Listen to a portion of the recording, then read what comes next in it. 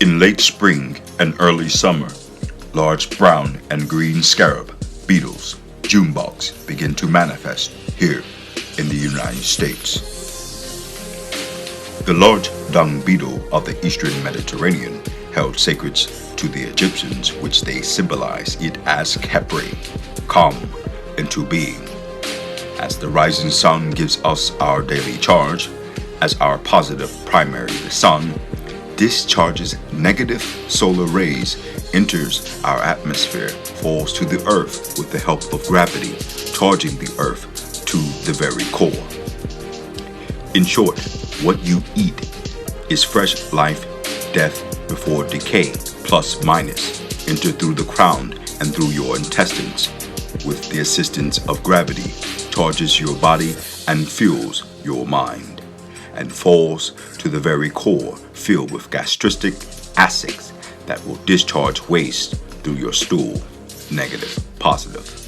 The scarab beetle rolls balls of dung across the ground up to 250 times its weight, symbolizing the force that moves the sun across the heavens.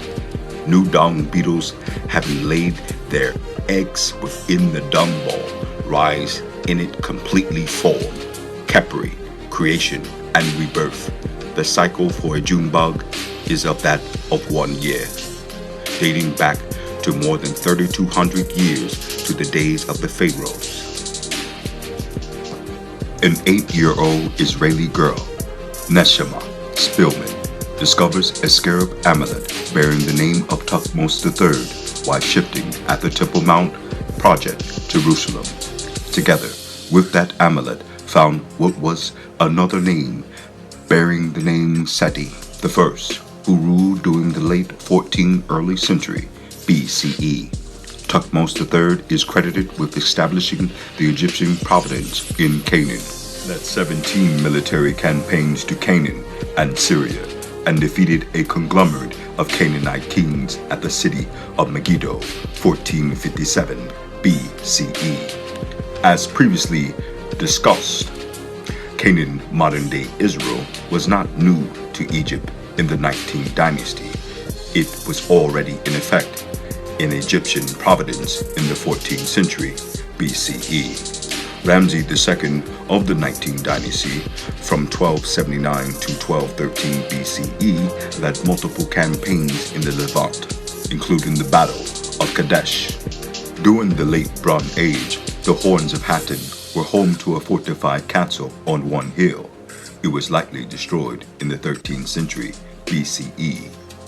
These became widespread during the Middle Israelite era, 9th to 5th century BCE. They resemble former categories, but are not carved with the beetle shaped on their backs or legs along the perimeter. They were used mostly for signatures or to mark possessions, and were common in Syria, Phoenician, and Palestine. The base of these seals was generally engraved with an inscription in the Phoenician Hebrew script, in Hebrew, Phoenician, or Aramaic, and they all commonly known as the Hebrew seals. Evidence of Egyptian presence was detected in archaeological surveys conducted in the Jezreel Valley in the past, but the discoveries of the impression at the forfeit at Tel Shaddad surprises the archaeologists. Tel Shaddad preserves the biblical name Sadrid, and the mound is often referred to Tel Sadrid.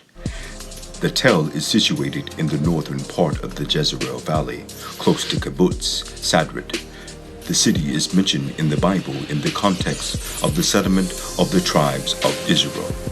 Sadrid was included in the territory of the tribe of Zebulun, and the border became a city, to which was written in the book of Joshua, out of the portion of the children of Judah was the inheritance of the children of Simeon, for the part of the children of Judah was too much for them.